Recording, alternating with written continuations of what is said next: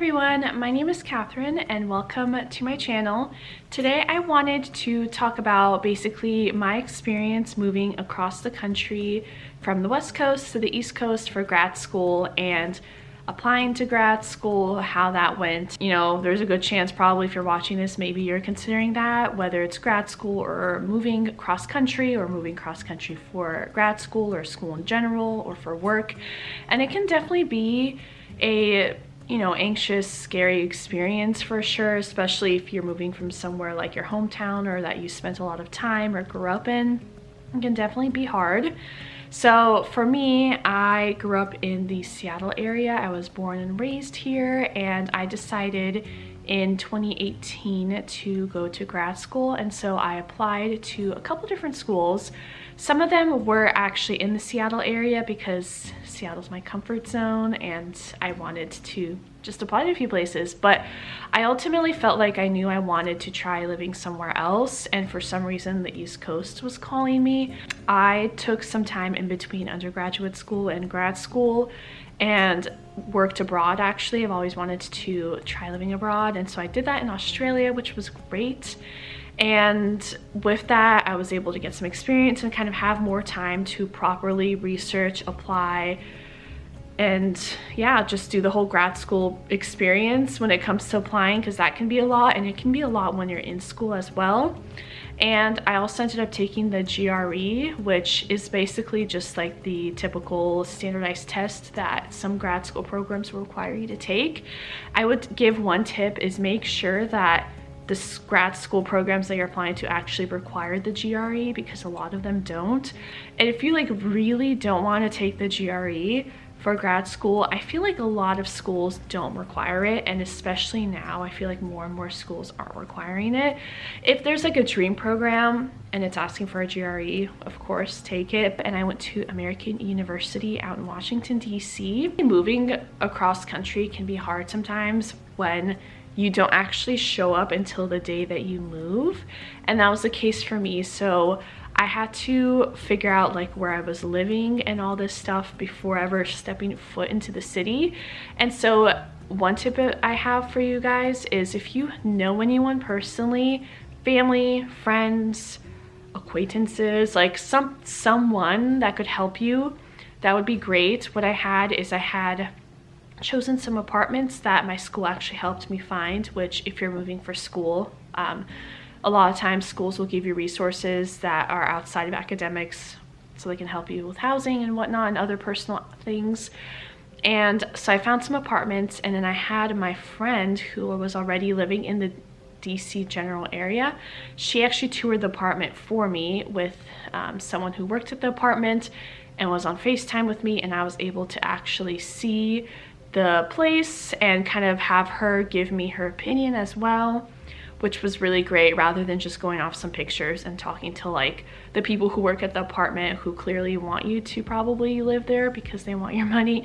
So that was really great. Because I flew, I didn't fly with anyone else, I didn't drive there or anything. Everything that I initially moved with, I had to like carry with me. So I had like 2 checked bags and like a backpack, and it was just a lot. If you're moving for school, you can always bring what you initially need and know that you're probably going to be going home in a few months for Christmas break or whatever it may be, and you'll have the opportunity to just kind of bring things over in future trips. And then obviously when it comes to a lot of things like trash cans or bed sheets or like kind of basic stuff that maybe you don't need to bring from home, you can always buy there. So my program was a 2-year program. It was interesting because I really loved my program, and I loved the people that I've met, and I really enjoyed what I had studied. I actually enjoyed grad school a lot more than undergrad.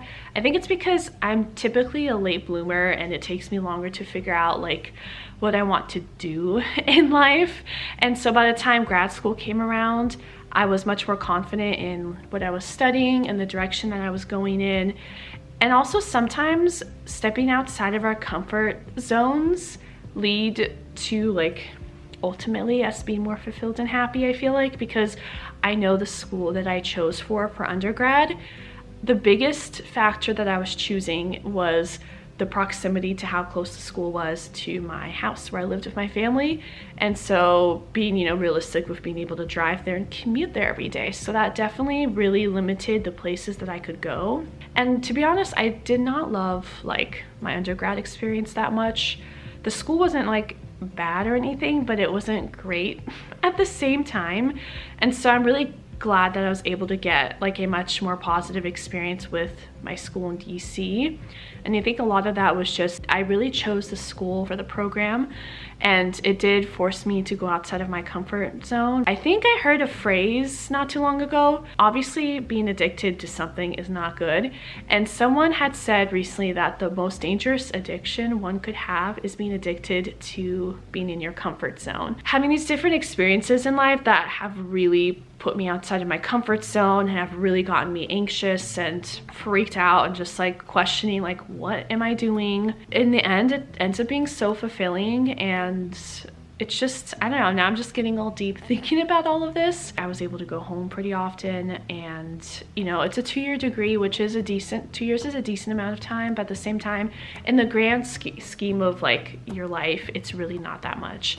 And I had such a great experience in DC, and I made a lot of really great friends, and I actually had 2 friends from my hometown that actually ended up being in the DC area, so I got to live near them again. Although I'm somebody who really suffers with homesickness, it was a great experience and I don't regret it at all. DC gave me a lot of different opportunities for school and work and internship experiences that Seattle might not have. Obviously, there's different hubs for different industries in the country depending on what you want to do. That's just kind of been a little bit of my experience moving for school and applying. Definitely do your research when it comes to what kinds of schools you want to go to, and even think more outside of schools because you would be living there. There's just so many different factors to look into. Like, do you want to be like really far from home? Are you okay with that? Or you want to be like semi far from home? There's so many different things to look at, and obviously you can just apply to like a bunch of different places. Like, I've always been interested more in living on cities that are like on the coast, more so like West Coast versus East Coast, and not so much the South or Midwest.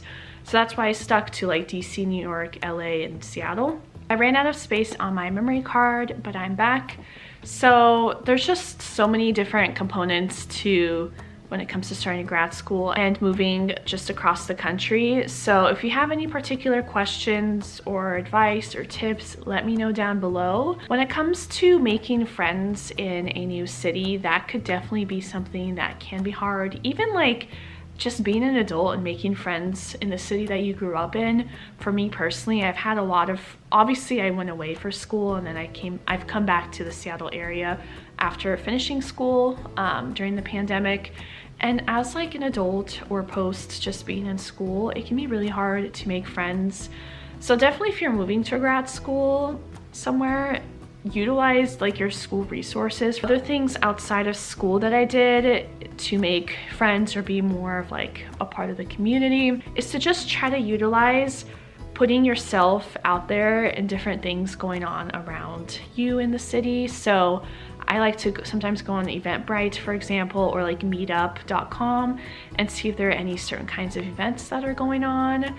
For Eventbrite, for example, in the DC area, they would do things, and this was all like pre-pandemic, so I don't know exactly what they have, at least in the DC area, but they'd be doing things like puppy yoga, for example, where you could go and support an animal shelter while doing yoga with puppies running around. It's like different events like that are so fun, and they get you out there and meeting people. Other things is I like to do workouts in person, so I like to do specifically like workout classes. So maybe finding a gym near you, making a routine for yourself, even if just having kind of things throughout the week like that to get you like out and about, building some kind of structure and schedule where you're actually out and about doing certain things throughout the week and it's consistent. I have found for myself, and I know for many other people, to just really help in general. And that's something that I'm trying to do now, just working remotely back home, is to, again, since things are starting to open up, to find things like that. Like I recently joined a gym here that's giving me more structure during the week, that's outside of just working at home, that forces me to go out and meet people and do things out and about, just feel like a person and like I'm out in the community. And yeah, I feel like from going from the person that I was when I had first graduated from high school, where the biggest factor for me when it came to finding a school was just whichever one was closest to me that I could commute to. And even commuting to college was really hard for me because none of my friends were there, and it was a new experience, and it was college, which after like high school and grade school, that's like, you know, so scary. And having to all of a sudden figure out like what you're majoring in and what you're doing for the rest of your life, even though obviously we know like what you major in college is not a, you know, determinant of exactly your life path. But at the time, that's like the pressure that's put on you and what we think. And just kind of remembering the person that I was at 18 and choosing that school for those reasons. And then after graduating, having the courage to move to Australia for a few months for an internship, coming home, and then moving to DC, which is, you know, not as far as you can get from Seattle, but pretty much it's on the complete opposite end of the country. And doing that, and although I still struggled with feelings of homesickness, I also had a really great experience there and enjoyed it more than when I was living in my comfort zone here. So yeah, that's kind of been overall just a very brief overview of my experience. And if you have any questions, let me know down below. And I hope you have a great day or night whenever you're watching this. And I hope to see you in a future video of mine. Bye.